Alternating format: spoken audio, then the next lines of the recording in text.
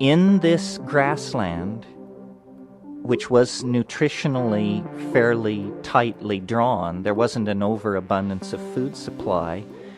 There was, however, a parallel evolutionary event going on to the primate evolution. And that was the evolution of various forms of large ungulate mammals, primitive cattle, gazelle-type animals, wildebeests, horned animals, hooved animals of all sorts. And many of these animals had a style of existence in which they congregated in herds. Well, these herds of animals clearly represented the major concrescence or deposit of available protein in this environment. I mean, if you could kill a 200 or 300 pound Bos primitivogensis or something like that, there was more nutrition represented in that than in several hundred acres of the gathering of corms or the raiding of anthills or something like that. So the pressure was intense to become carnivores, to focus on these ungulate mammals, and quite naturally what evolved was a kind of nomadic pastoralism based on following along behind these large herds of animals. The other thing that was happening was there were very large and efficient carnivores on the scene, the equivalent of today's lions and the saber-toothed tiger and the hunting cats of the panther type. And many evolutionary biologists believe that the suppression of our sense of smell has to do with our actually passing through a phase where we predated on carrion. This is not a very pleasant thought, but what we were doing was letting the lions do the work, and then we were coming along with throwing sticks and rocks and things like this, driving the lions and the panthers off these fresh kills, and then eating this available meat. But it was pretty ripe in many cases, so there was pressure to suppress olfactory sensitivity. Now, in fairness to these complex issues, I should tell you that another school believes that it was our bipedal gait, that once we lifted up off our knuckles and literally got our nose off the ground, then there was a kind of atrophication of the olfactory senses. So these two theories compete. But whatever was going on, there was interest in these large herds of ungulate mammals moving across this grassland environment. And a whole host of animals were relating to them as the central source of protein. Not only the large cat predators, but also the wild dogs of many types, up to and including, the great timber wolf that has been extinct since the last glaciation, and then down to dingoes, jackals, hyenas, this sort of thing. So everybody was interested in these large herds of mammals. Well, a consequence of large herds of ungulate mammals are plenty of manure. Anybody who has been around cattle knows this. And here's where we begin to draw the circle of the plot tighter. Because manure, food that has passed through the double stomach of these kinds of animals, is the favorite medium for certain kinds of mushrooms. Mushrooms which are called coprophilic or coprolytic, meaning dung-loving mushrooms. This is the preferred medium for them to carry out their life cycle in.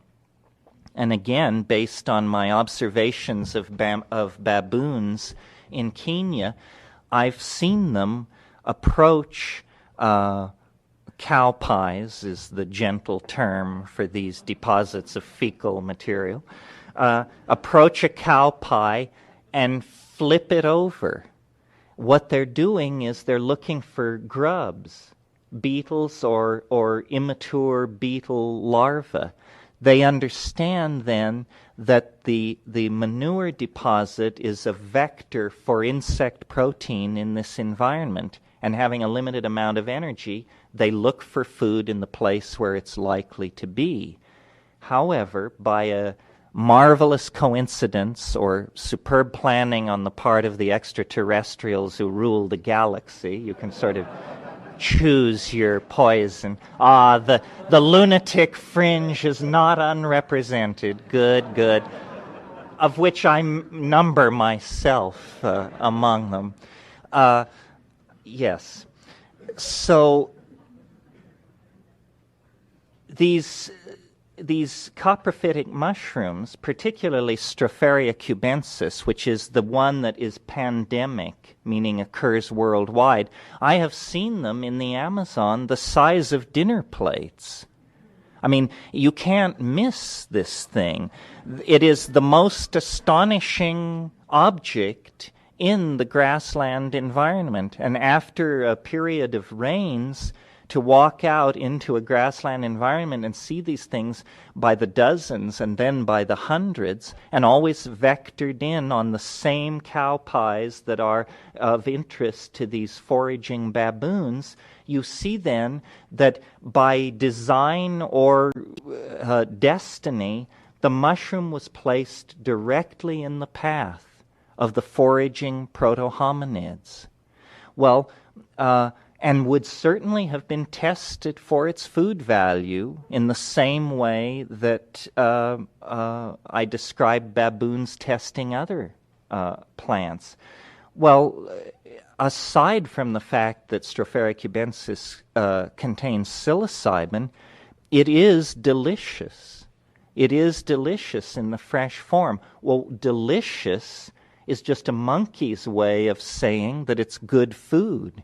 If you find something delicious, you will overrule almost all other signals coming off of it to chow down on it. So the mushroom is delicious. Well, what then are the possible consequences of the inclusion in the human diet of a psychoactive compound like psilocybin? Well, it has three consequences, and I believe that this simple three-stage process answers this supposed unanswerable question about the origin of human cognition and human value systems and language. And it's very simple, it's easy to understand, it doesn't require a leap to faith. Let's hope I can remember it.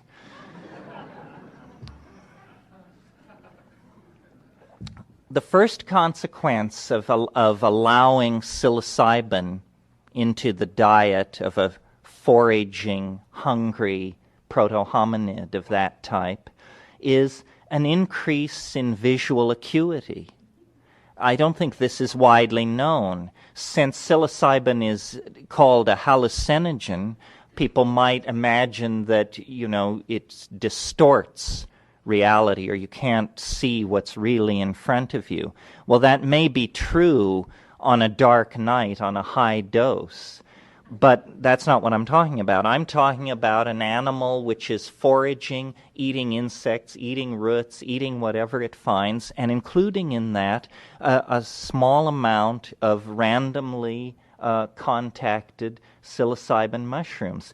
Roland Fisher, psychologist, physiologist at the National Institute of Health in the early 60s, gave psilocybin to thousands and thousands of people, and he studied the effect of low doses on vision. And he built an experimental apparatus which had two metal bars which were ordinarily in parallel. And by turning a crank out of sight of the graduate student or the person being tested, he could deform the relationship of the bars so that they would slowly slip out of their parallelism and into a skewed mode.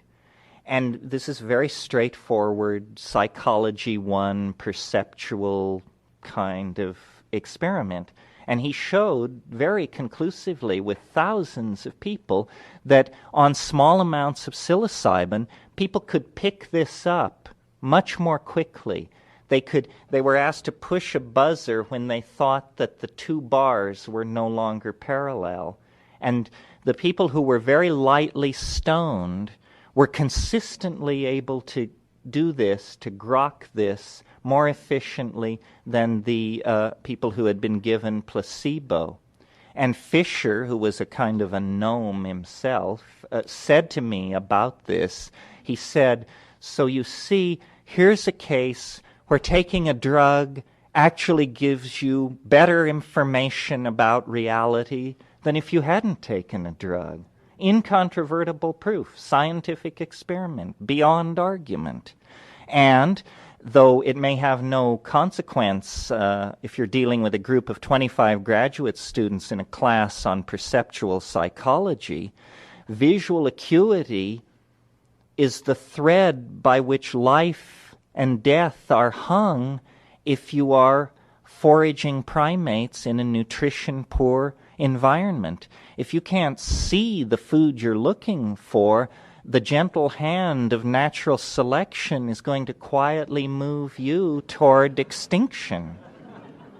So, to give you an idea of the power of that chemical in that situation, think of it as chemical binoculars. It doesn't take, you don't have to be a rocket scientist to see that if you're handed a pair of chemical binoculars in a hunting situation, you're going to be a more effective hunter. So on that first level, a level highly unconscious, a level where these proto-hominids are simply trying to get enough to eat, those that were willing to accept psilocybin into their diet had a slightly enhanced probability of survival through enhanced supply of nutrition than those who didn't. This is the first level on which the use of psilocybin would tend to outbreed the population that was not accepting it into the diet. Okay. As we all know, there's more to psilocybin than increased visual acuity.